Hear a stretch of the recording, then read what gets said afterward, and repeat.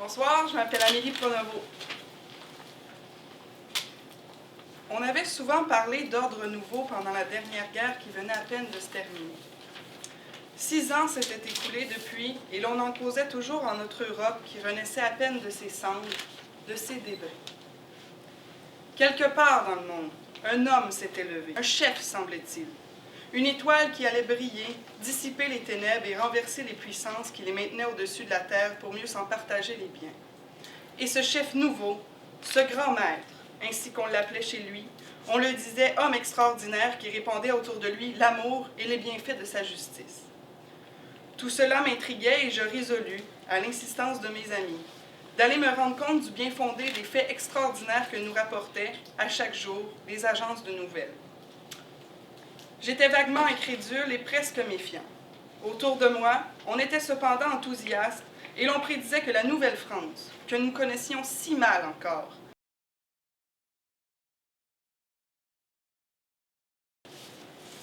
je préférais pour mon voyage prendre un de ces nouveaux paquebots récemment sortis de nos chantiers.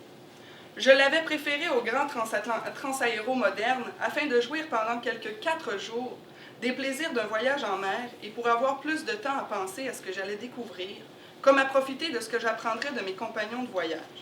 Et je ne le regrettais pas, car j'appris des choses étonnantes sur le pays que j'allais revoir, l'ayant visité quelques 15 ans auparavant. Aussi, quand notre paquebot entra dans le majestueux Saint-Laurent, je me sentis très émue.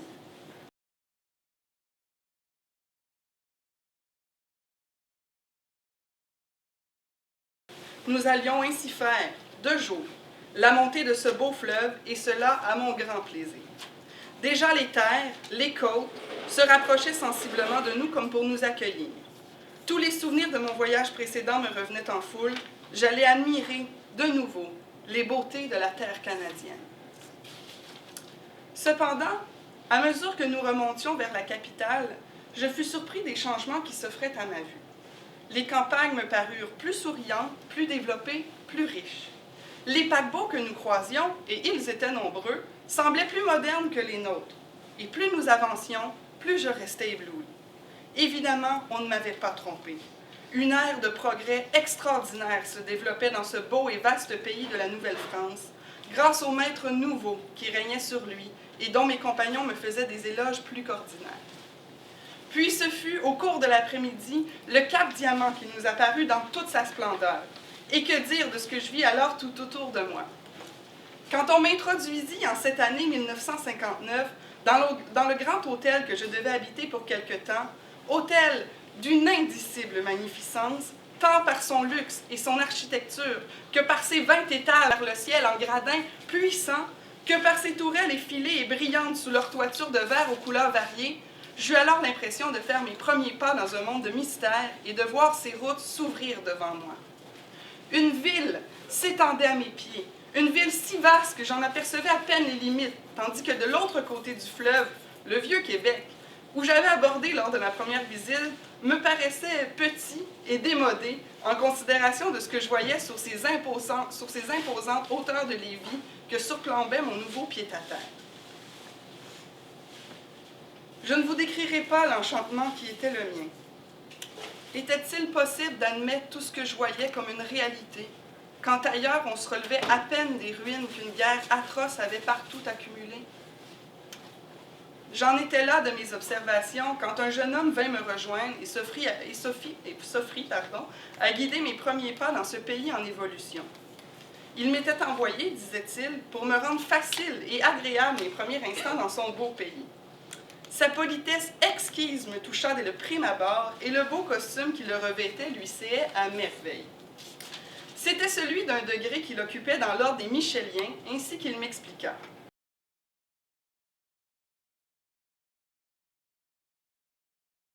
À partir du grand et majestueux pont qui reliait les 2 rives du Saint-Laurent, la vieille cité de Champlain à la nouvelle cité des Micheliens, appelée Saint-Jean-du-Peuple, jusqu'à la grandiose basilique dont l'immense coupole de verre resplendissait de couleurs sous les rayons de ce clair soleil d'été.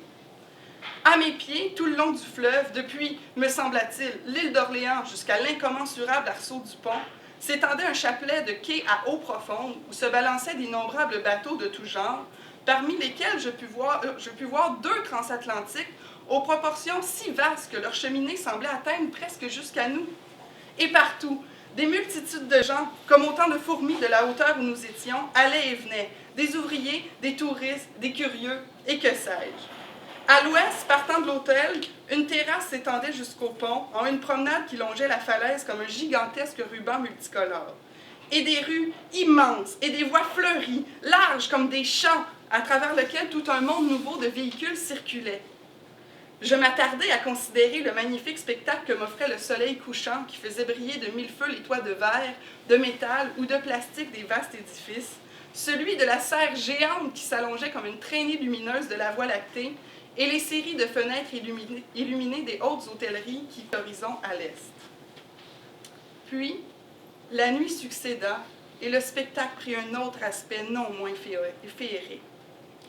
Du centre de la ville m'apparut ce que je pris pour une fontaine lumineuse, dont les eaux jaillissaient, me semblait-il, jusqu'aux légères nues qui se promenaient dans le ciel et qui se coloraient à leur tour des teintes de léger arc-en-ciel. De partout jaillissaient des traînées lumineuses, depuis les rues bordées de villas qui se dessinaient comme autant de niches enjolivées, jusqu'au pont dont l'arche et le tablier traçaient leurs lignes en dessins géométriques des plus fantaisistes. Son arche centrale, reposant sur d'énormes piliers, s'élevait à plus de 1200 pieds et supportait à son faîte une statuiste dont la tête allait se perdre dans les nuages. De ses 2 bras étendus, le Christ bénissait, semble-t-il, tout ce beau pays. Montage d'extrait tiré du roman Utopia, le monde qu'on attend, de Jean Bertos, publié en 1944.